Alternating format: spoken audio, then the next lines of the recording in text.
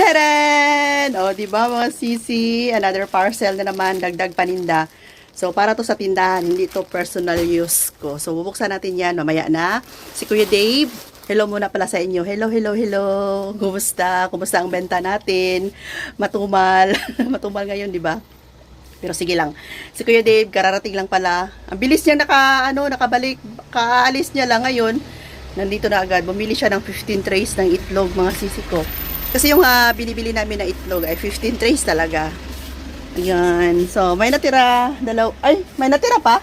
Napay nabilin pang? Pila? So, may natira daw na 2 tray. Kinuha niya muna kasi itong bago. Lagay natin sa ilalim. Hala, may mga basag. Yan yung itlog, mga sisi ko. May free. Yan. Ito yung 15 tray na itlog ni Kuya Dave. Tapos, binigyan siya ng extra 5 lang. Basag pa yung isa. Minsan kasi nagbibigay sila mga sisi ko ng extra. Yung parang pakapin sa Bisaya pa. Extra na egg. Ala, may basag. Oh, you know. Kasi hindi maiwasan yung pag-deliver nila sa gate. Kasi galing sa farm, hinahakot pa nila palabas kasi bawal pumasok si Kuya Dave. Yung mga bumibili, bawal pumasok. Kaya yung mga order na itlog ay hinahakot pa palabas. Siyempre, may minsan magka-damage. Tulad niyan, no, may damage. Kaya nagbibigay sila ng extra. Pero ang binigay, 5, may ano pa. May damage pa. Oh, yan, oh. So, ayan, XL kasi. So, masikip. Kaya madaling mabasag. Diba, Kuya Dave? Kunin mo yun, oh, basag, oh. Tapos, ito yung item na kararating lang from grocery. So, ano lang to mga sisi ko? Additional lang to ngayon. Kulang na naman yung ating mga chichirya. Kaya nag-add ako ng chichirya. Alam nyo naman na fast moving ang chichirya. So, hindi na lang natin anuhin lahat. Kasi si Kuya Dave, busy siya dito. So, balik na tayo doon sa harapan. Alis na tayo dito. Busy si Kuya Dave. Baka matapakan pa tong itlog dito. So, balik tayo doon sa harapan. Kasi nandoon yung hawak-hawak ko na parcel. Yan yung ating chichirya. Unti-unti na rin nauubos. Open natin itong item. Share ko sa inyo mga sisi. Baka gusto nyo magbenta nito. May product tayo dyan. Pwede kayong mag-order. Hindi na kailangan ang alis pa. Bibili sa labas. Yan. Open natin to. Ang nabayaran lahat ay 340. Alam nyo naman mga sisi ko na siguro lahat na ng lugar no bawal ng gumamit ng plastic. Yung silupin ba? Silupin. Silupin ba? Yung silupin. Tapos, nauuso na talaga yung eco bag. So, dito sa tindahan, minsan may maghanap ng eco bag. Yan, may benta tayo. So, napakamura lang nito mga sisi ko. Tingnan ko siya kung maganda yung quality. Kung okay yung quality niya, ayan. Order kayo. Lagay natin yung product. Pero kung hindi siya maganda, hindi ko siya i-recommend sa inyo. Kasi first time ko tong nag-order sa kanila. So, kuha tayo ng isa. Ang order ko pala mga sisi ko, isang pack ng large at isang pack ng medium. Ayan. Yung benta ko kasi na ganito ay ubos na. Kaya naghanap ako sa Shopee. So, nakahanap ako yung 10,000 na sold. Kung ano yung pinakaraming sold doon ako mag-order. So, ang large nila ay 190, 50 pieces na. So, 190 divide natin sa 50 pieces. Parang mag-4 na lang, mag-4 pesos mga sisi ko, 3.80, diba? Tapos, benta natin siya ng 10 piso. So, almost half ang sa atin. Tapos, ang medium naman, 145.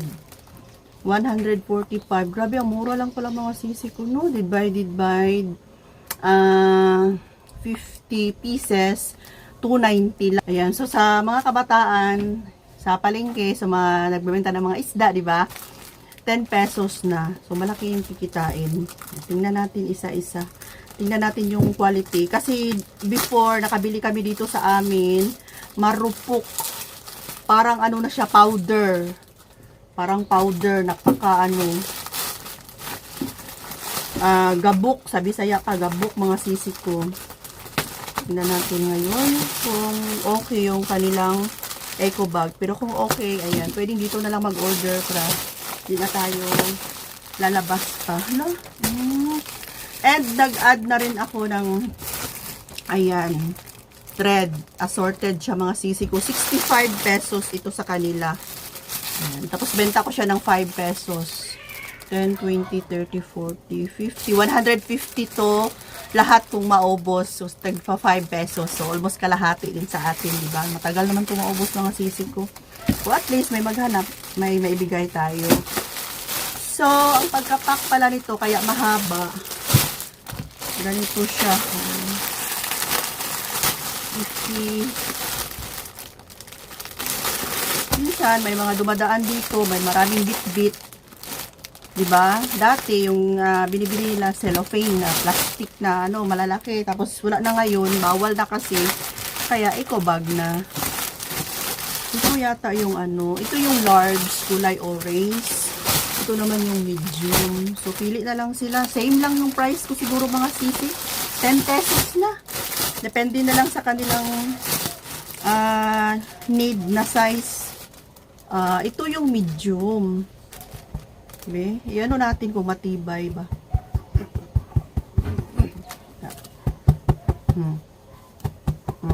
Kasi dati, yung nabili namin, marupok. Pag ganyan mo, wala na. Punit na. Pero ito, ayan, kita nyo naman, di ba? Hinihila-hila ko pa. Okay. Ay galing, dumimo sa piling. Okay. Okay, mga sisi ko. Dito na tayo, bibili. Ito pa, Ang orange nila, okay din. Large. Kung gusto sila ng malaki, ayan, pwede large. So, ang binili ko, medium and large lang. Ayan, okay siya mga sisi ko. Maglagay ako ng product. Kung gusto nyo lang, pwede kayong mag-add na benta sa tindahan ninyo. Siguro yung iba meron ng ganito. Pero ako kasi, hindi na ako mag-utos pa kay Kuya Dave sa labas. Kasi kung isipin, mas maraming mura sa Shopee.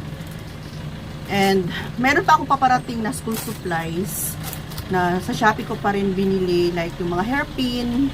Ayan, so ipapakita ko sa inyo kung ano yung mga item na yon. So hindi na ako nag-utos pa kay Kuya Dave na bili ng mga ganito, bili ng mga kahit ano. Basta't mahanap ko sa Shopee, pag walang bumibili dito, scroll ako mga sisi ko.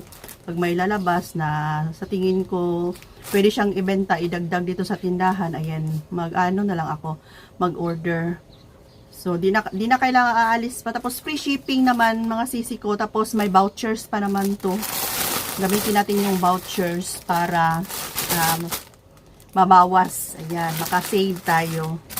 So, siguro ito lang muna yung update natin ngayong araw, mga sisi ko. Ayan, order na kayo kung gusto nyong mag-add nito. Okay siya. Ayan, okay siya, mga sisi ko. So, thanks for watching. Bye for now. Love you all.